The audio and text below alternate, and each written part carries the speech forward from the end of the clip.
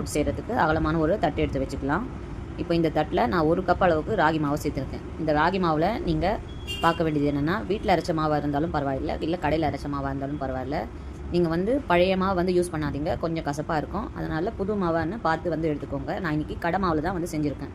இப்போது ஒரு 1/4 டீஸ்பூன் அளவுக்கு உப்பு சேர்த்துட்டு இதை வந்து நம்ம நல்லா வந்து மிக்ஸ் பண்ணி எடுத்துக்கலாம். உப்பு அங்கங்கே நிற்காத மாதிரி நல்லா வந்து மிக்ஸ் பண்ணி எடுத்துக்கோங்க.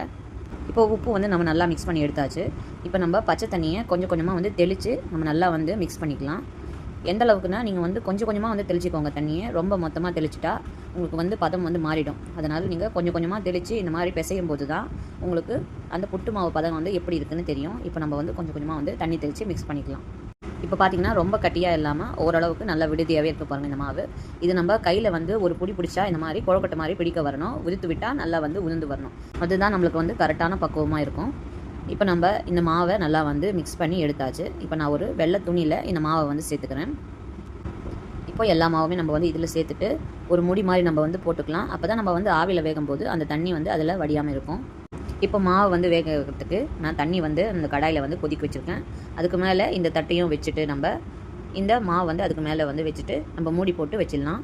ஒரு 15லேருந்து 20 நிமிஷம் வந்து வேகணும். அப்போ தான் வந்து அந்த மாவு வந்து நல்லா வந்து வெந்து இருக்கும். ஒரு 20 நிமிஷம் ஆகட்டும், நம்ம வந்து திறந்து பார்க்கலாம் எப்படி இருக்குன்னு. இப்போ புட்டு வந்து வேகட்டும். அதுக்குள்ளே நம்ம இந்த சர்க்கரையை நம்ம பொடி பண்ணி எடுத்துக்கலாம். அதில் நான் எந்த கப்பில் மாவு எடுத்தனோ அதே கப்லேயே 1/4 கப் சர்க்கரை, 3 ஏலக்காவும் வந்து சேர்த்துக்கலாம். இப்போ ஒரு மிக்ஸி ஜாரில் சேர்த்துட்டு இது உங்களால் எவ்வளோக்கு நைஸாக வந்து அரைக்க முடியுமோ அவ்வளோக்கு நைஸாக வந்து அரைச்சி எடுத்துக்கோங்க. இதுவே வந்து நல்ல தித்திப்பாக தான் இருக்கும். இதுக்கு விட உங்களுக்கு கொஞ்சம் அதிகமான தித்திப்பு வேணும்னா 1/2 கப் கூட நீங்கள் சேர்த்துக்கலாம். ரொம்ப ஸ்வீட்டாக இருக்கும். இப்போ நான் சர்க்கரையை வந்து நல்லா வந்து நைஸாக வந்து அரைச்சி எடுத்துக்கிட்டேன். இப்போ புட்டும் வந்து வெந்திருக்கும். இப்போ நம்ம வந்து புட்டு எப்படி வெந்திருக்குன்னு பார்க்கலாம். மொத்தம் எனக்கு ஒரு 20 நிமிஷம் வந்து இந்த புட்டு நல்லா வந்து வெந்திருக்கு. பாருங்கள் எந்த அளவுக்கு வந்து நல்லா வெந்திருக்குன்னு. நீங்கள் கையில் வந்து தொட்டு பார்க்கும்போது நல்லா வந்து திரிய வரணும். அப்போ தான் வந்து இந்த புட்டு மாவு வந்து நல்லா வந்து வெந்திருக்குன்னு அர்த்தம். இப்போ நம்ம ஒரு பிளேட்டில் இதை நம்ம மாற்றிக்கலாம். இப்போ இந்த புட்டு வந்து ரொம்ப சூடாக இருக்குது. கொஞ்சம் நேரம் வந்து வெதுப்பாக ஆறுற வரைக்கும் வந்து நீங்கள் வந்து வெயிட் பண்ணுங்கள். அதுக்கப்புறம் நம்ம கொஞ்சம் கொஞ்சமாக வந்து உடச்சி விட்டுடலாம். இப்போ புட்டு பாருங்கள் நல்லா வந்து உதிர்ந்து வந்திருக்கு. ஓரளவுக்கு நல்லா கட்டியாக இல்லாமல் நீங்கள் நல்லா உதிர்ந்து விட்டுக்கோங்க. அப்போ தான் வந்து புட்டு நல்லா சாஃப்டாக இருக்கும். இப்போ பார்த்திங்கன்னா ஓரளவுக்கு நம்ம வந்து உதிர்த்து விட்டாச்சு. இப்போ நம்ம புட்டில் என்னென்ன சேர்க்குதுன்னு பார்க்கலாம். இப்போ நான் 1 டீஸ்பூன் அளவுக்கு நெய் சேர்த்துக்கிறேன். 1/4 கப் தேங்காய் துருவல் சேர்த்துக்கிறேன்.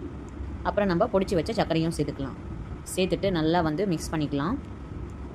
உங்களால் எந்த அளவுக்கு முடியுமோ அந்த அளவுக்கு வந்து நல்லா வந்து மிக்ஸ் பண்ணிக்கோங்க. அங்கங்கே சர்க்கரை வந்து இல்லாமல் நீங்கள் வந்து மிக்ஸ் பண்ணிக்கோங்க. நான் இன்றைக்கி வெள்ளை சர்க்கரை தான் சேர்த்துருக்கேன். உங்களுக்கு வேணும்னா நீங்கள் நாட்டு சர்க்கரை சேர்த்துக்கலாம், இல்லைனா வெல்லம் பவுடர் சேர்த்துக்கலாம். என்ன வேணாலும் வந்து சேர்த்துக்கலாம், உங்கள் விருப்பம் தான். இப்போ நம்ம புட்டு வந்து நல்லா வந்து மிக்ஸ் பண்ணி எடுத்துட்டோன்னு பாருங்கள். ரொம்ப சூப்பரான புட்டு வந்து தயாராகிடுச்சு. கண்டிப்பாக இந்த சூப்பரான புட்டு ரெசிபியை